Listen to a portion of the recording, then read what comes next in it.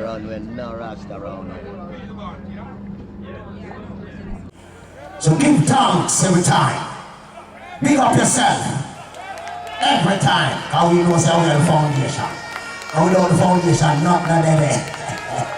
When I want to know what is good, real reggae music, I listen to Boom Shot. You hear? Big up. Now I remember when we used to see in a government yard, we stretched out in a Kingston I was serving on the little as they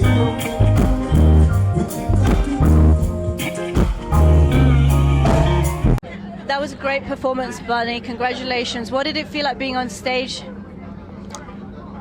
Well, it always feels good to be on stage and to make sure that the people who have come to get the reggae music for what it's worth will get it when I am on stage, because sometimes you play records, but when you see a performer performing that record that you would play to love, it is more thrilling, you know. So when I'm on stage, it brings me more closer to my audience and the people who have been listening to Bunny Wailer on record, to let it feel as if it's happening there and then. And of course, this year is a big year to be on the bill for Sumfest. It's Sumfest's 20th anniversary. Good. But of course, it's a big year for Jamaica in general. They're celebrating their 50th anniversary of independence. Good. As a Jamaican, how does that make you feel? Well, it has to make me feel really proud, because this is something that is happening first time in my life.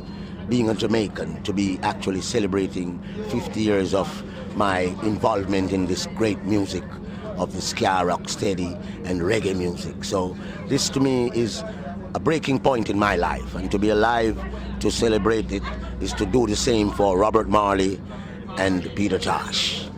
Give thanks.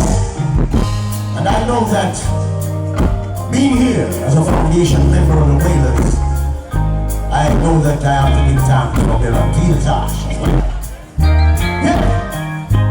17 North Parade, Randy's studio, and I know that the Wailers recorded there quite a lot. Yeah. Can you tell me a little bit about what it was like working at Randy's? Well, Randy's was a friend of the Wailers, you know. Apart from working, you know, we were real friends. We ate together, smoked together, and we lived together around the chin, you know, and this little wife that is still alive with us right now doing the reggae music. We have been a family, like, kind of people with the Randy's people. And we have never separated from Randy's. They are still celebrating the Wailers by playing the Wailers and selling the Wailers and doing all the things to make sure that the Wailers are there for the people now and futuristically. So I'm really happy to, you know, to have been involved with people like Randy's, you know, because they are people who have made a real stand in this music. And without them, I don't think it would be what it is today.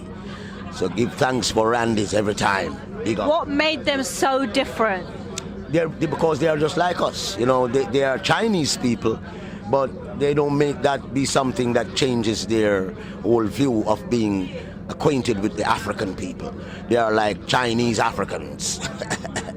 And of course, Randy's was situated really in the center of Kingston. Yes, did that make a difference to how the artists use the studio? I think so, because every bus that you would take or come from, you have to pass Randy's. So Randy's was that kind of a place that is still there in the minds of the people, and I give thanks to have had and still have people like Randy's in this business. They have done a great job. But of course, there was like Studio One, there was Treasure Isle. I mean, did Randy's have a different, like a unique thing about them? That's why they're still here with us. If you were to notice, Studio One ain't, and Prince Buster ain't, and Reid ain't, but Randy's still there. Little darling, please don't shed no tears. No, woman, don't cry. Now I remember when we used to see. Do you remember recording any particular songs at Randy's? I think we recorded one song at Randy's. We recorded a song of the Wailers. Sugar, sugar, you were my candy girl, and you got me wanting you. Sugar. What was it like? Do you remember recording? It was an exciting time, It was because we were friends, We didn't record that song for money or for any making of any profits. Randy's loved the song and he wanted the Wailers to sing the song on his label, and we just did that. And there was also Don't Rock My Boat, the Randy's version. Yes, because Rock My Boat is a song that was a pleasurable song for us to sing. So we sang it in very different ways. I did it. I've just now did it again on my 50th anniversary album of the Wailers, Rock My Boat. Let's talk about Peter for a bit. Peter Tosh, he was the in-house musician for Randy's. He played in the bands that played other songs for Randy's. He was a musician. He was, what do you call him now? He was a double talent, singer, musician type of talent for Randy's. So that was something that was very friendly. Randy's to us was like family.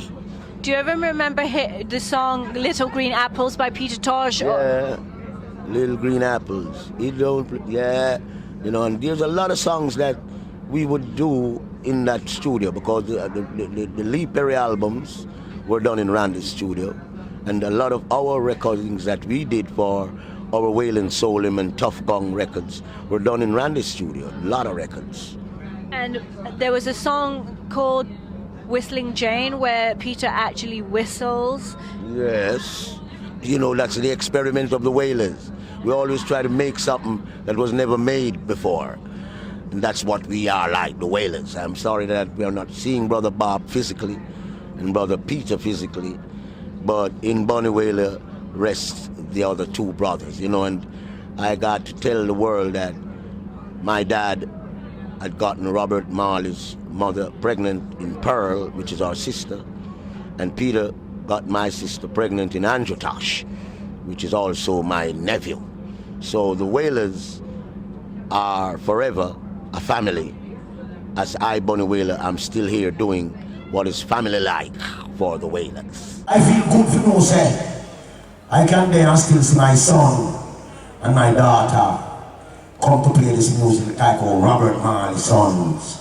Come and play the music, and Peter Tosh sons. Come and play this music.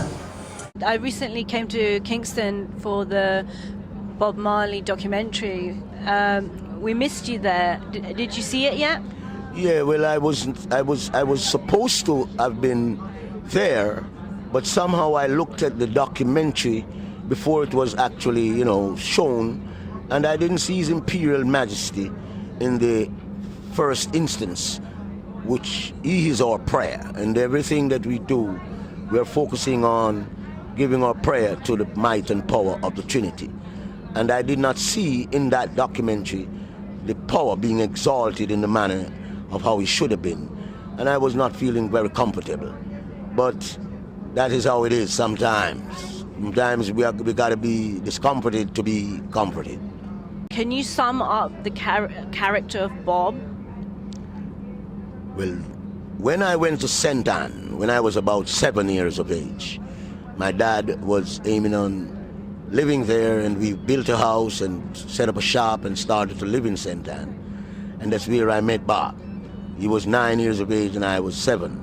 And we went to the same school, Stepney, and we became very close, because we wanted to know the habits of each other. My habit was to sing, was to make a bamboo guitar or to make a sardine tin guitar and to sing songs like 7 lonely days make one lonely week.